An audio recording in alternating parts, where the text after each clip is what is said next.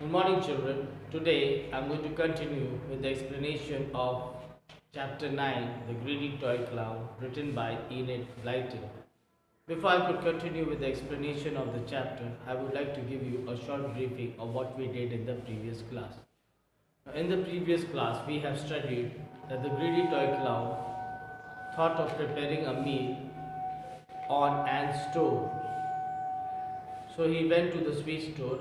He took out a handful of chocolates, some lozenges, and some sweets, and put all those chocolates in a saucepan and began to prepare his meal. So while he was preparing his meal, a very dreadful thing happened. So while his supper was nearly ready, the clown began to dance and sing. So while he was dancing and singing, his coat sleeve was stuck in the handle of the saucepan and the entire hot pudding fell on the clown's leg and on the carpet. The clown began to cry out loudly. He began to scream and cry out loudly. So when all the other toys heard this noise, so they rushed out. They came together from the nursery cupboard to see where this noise or the sound was coming.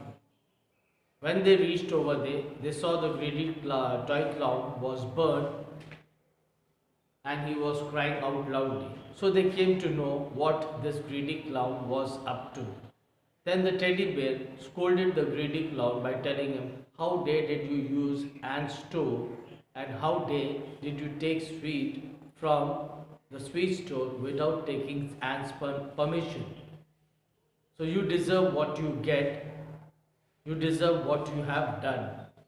So stop crying and go and apply some Vaseline on the wound and tie it with a handkerchief." Now please pay attention while I continue with the explanation of the remaining chapter. The clown hopped off crying. The wooden doll tried to scrape up the sticky mess from the nursery carpet.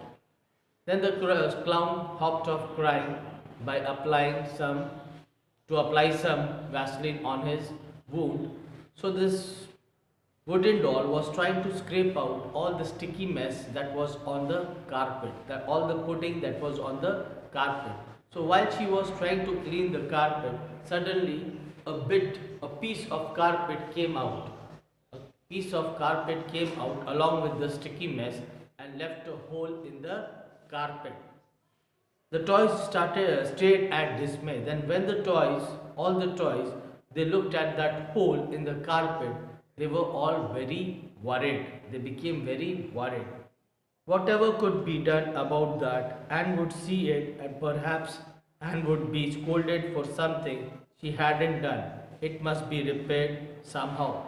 So when the toys saw this hole, so they started thinking. They were all very worried. They became very scared. And the reason why they were all worried was they never wanted Anne to be scolded for a thing which she has not done. So they started thinking what could they do to repair or to mend the carpet without Anne or without Anne's parents coming to know and without Anne getting scolded by her parents. "What shall we do?" asked the teddy bear, quite upset. Then the teddy bear asked all the other toys, "What shall we do?" He was quite upset, he was quite worried, he was quite tensed. Now the reason why he was tensed was he never wanted Anne to be scolded. "We did better ask the elf who lives in the lavender bed outside if she will come and mend the hole," said the clockwork duck. Then the clockwork duck suggested that we should go and ask the elf for her help. Now this elf had some magical powers with her. Okay, she was a magical elf. She was just like a human but small in size, but she consists magical powers with her. Okay, and this clockwork duck told the other toys that this elf can help us out. So the teddy bear said it's a good idea.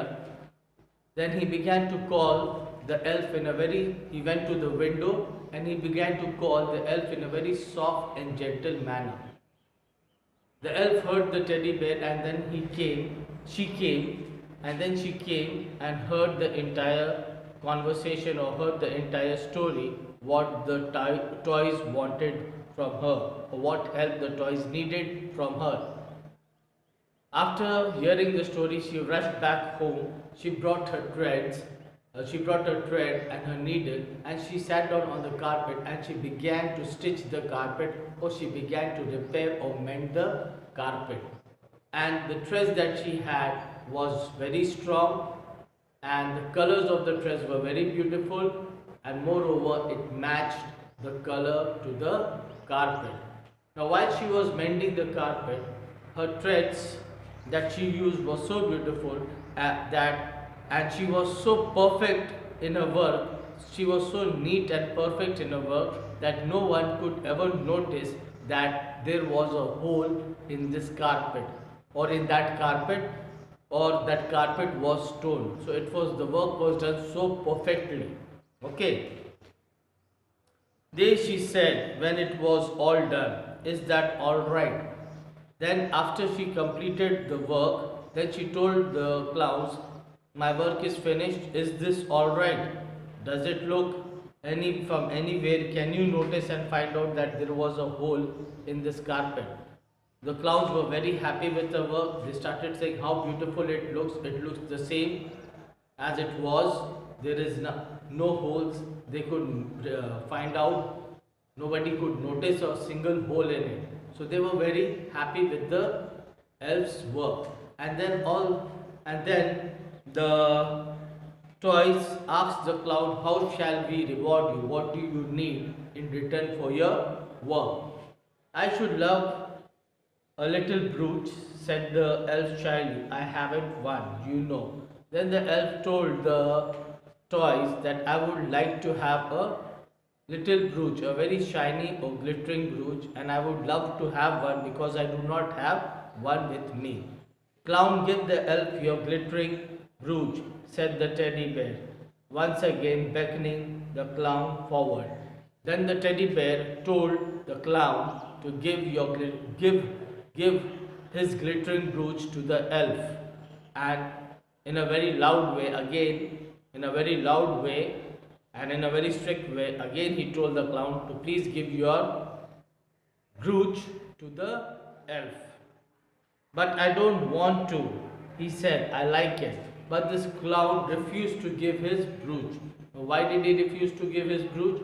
Now the reason why he refused to give his brooch was he loved that brooch, he liked that brooch, he was very proud of that brooch. Okay. It doesn't matter, said the wooden doll. You have caused damage by your greediness. The elf has put things right and you must reward her. Give her your brooch quickly. Then the wooden toy doll told the greedy clown, it doesn't matter whether you love it or you like it, but you have to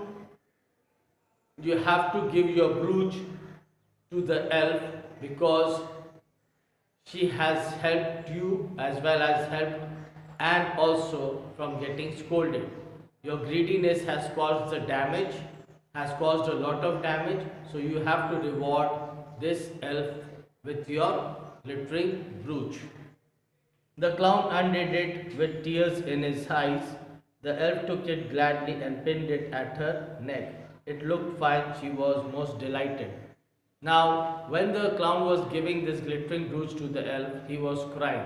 Now, why was he crying? Because he loved his brooch a lot. He was very proud of the brooch. He was very proud of his brooch. And moreover, he never wanted to part away from that brooch. Okay. But at last he gave the brooch to the elf and she was very delighted. She was very happy and she pinned that brooch on her neck. Goodbye,